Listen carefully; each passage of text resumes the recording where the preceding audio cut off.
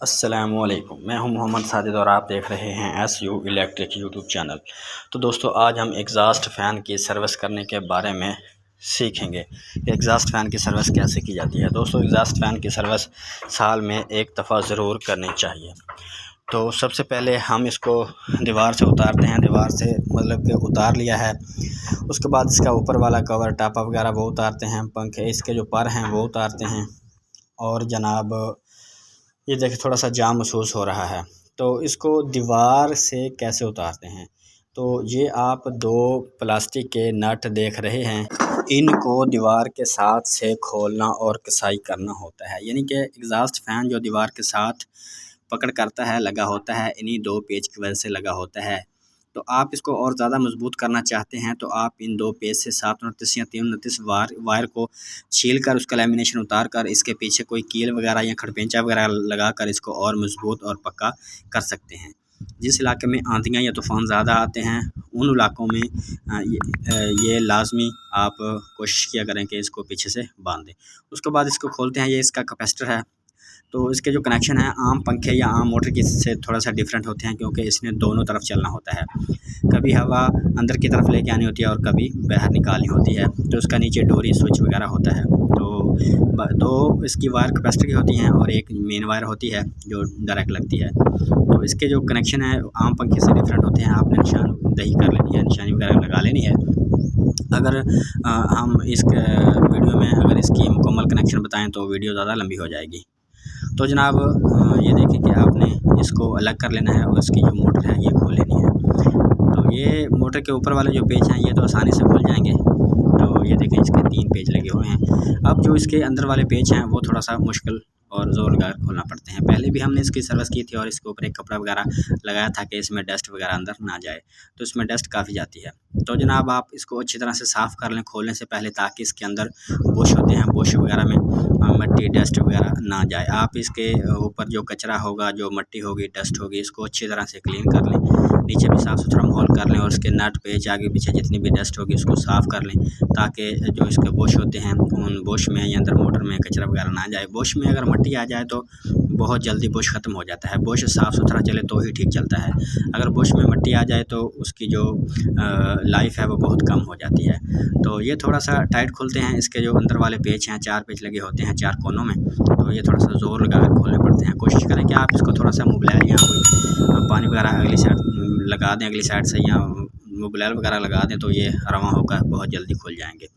तो जनाब, आप इसको थोड़ी थोड़ी ज़रब लगा कर नरम कर लें तो फिर भी ये थोड़ा आसानी से खुल जाते हैं। तो इसके 4 पेच लगे होते हैं। तो इसकी जो पिन है, लॉक पिन है, ये वो पिन है जो कि इसके जो पर होते हैं पर में लगी हुई होती है। तो इसकी जो पिन है वो भी आप इसी तरह से उतार लेंगे।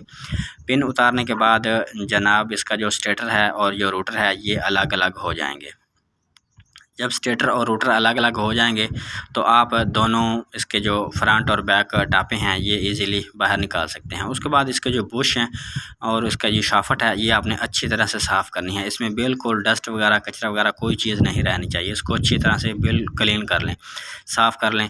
तो साफ़ी जो है टाकि साफ़ लें, साफ़ी से इसको बुश को अच्छी तरह से साफ़ करें ताकि इसमें कोई कचरा वगैरह ना रहे और इसकी सर्विस अच्छी हो सके। उसके बाद जनाब, जैसे अगर इसके अंदर कचरा रह गया तो पहले भी आपको बताया है कि कचरा आने की सूरत में कोई भी बुश है उसकी गरारी है या बुश है उसकी जो लाइफ है वो कम हो जाती है। तो जनाब, इसको अच्छी तरह से साफ़ करने के बाद आपने ग्रीस नहीं लगानी, इसको ग्रीस बिल्कुल नहीं लगानी, आपने अच्छा मोबिलायर लगाना है।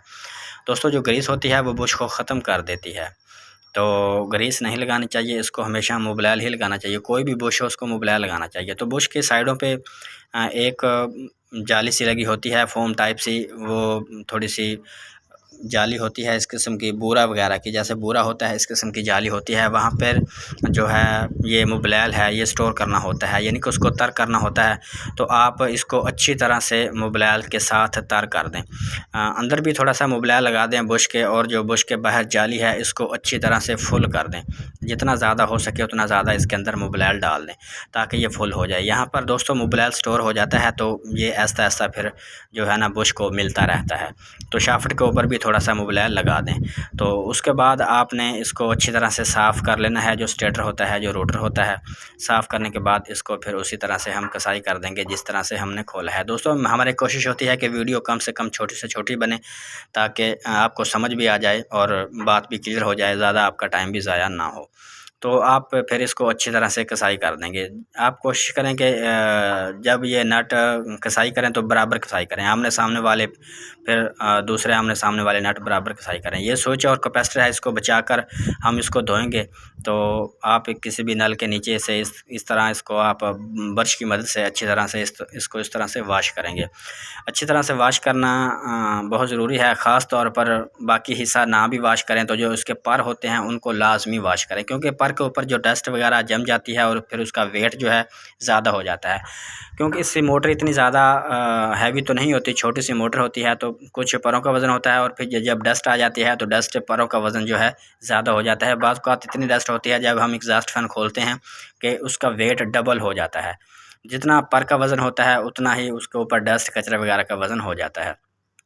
ख़ास तौर पर जो एग्ज़ॉस्ट फ़ैन किचन में लगे होते हैं उनके ऊपर मोबिलाइल वगैरह मोबिलाइल नहीं, ऑयल वगैरह जम जाता है। जो किचन से मोबिलाइल उठता है तो वो जब एग्ज़ॉस्ट फ़ैन चल रहा होता है, वो हवा बाहर निकाल रहा होता है, तो उसके जो पर होते हैं उनके साथ वो ऑयल चिपकता है और उसके बाद जनाब फिर मट्टी डस्ट वगैरह चिपक कर उसका वज़न जो है बहुत ज़्यादा बढ़ जाता है। फिर साफ़ ज़ाहिर है जब वज़न ज़्यादा होगा तो मोटर को ज़्यादा ज़ोर लगाना पड़ेगा और फिर मोटर गर्म होने का ख़तरा है और फिर सड़ने का भी ख़तरा हो जाता है।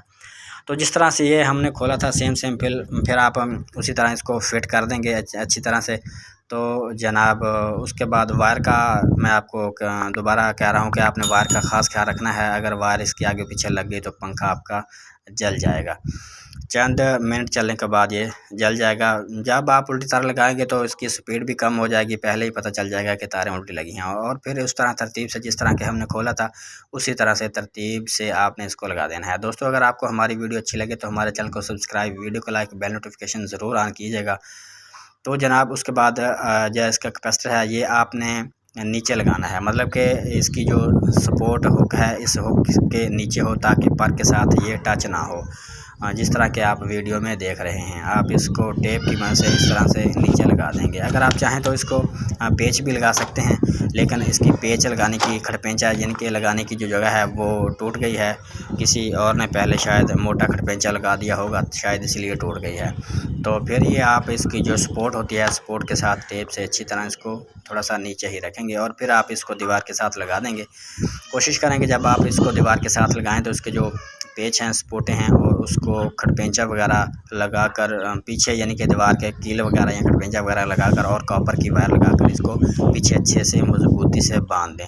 तो दोस्तों उम्मीद करते हैं कि आपको इस वीडियो से कुछ ना कुछ सीखने को मिला होगा। अगर सीखने को मिला है तो कमेंट में अपनी राय का इज़हार ज़रूर कीजिएगा। अपना और अपने पैरों का रखना ख्याल। हमें नेक्स्ट वीडियो तक दीजिएगा इजाज़त।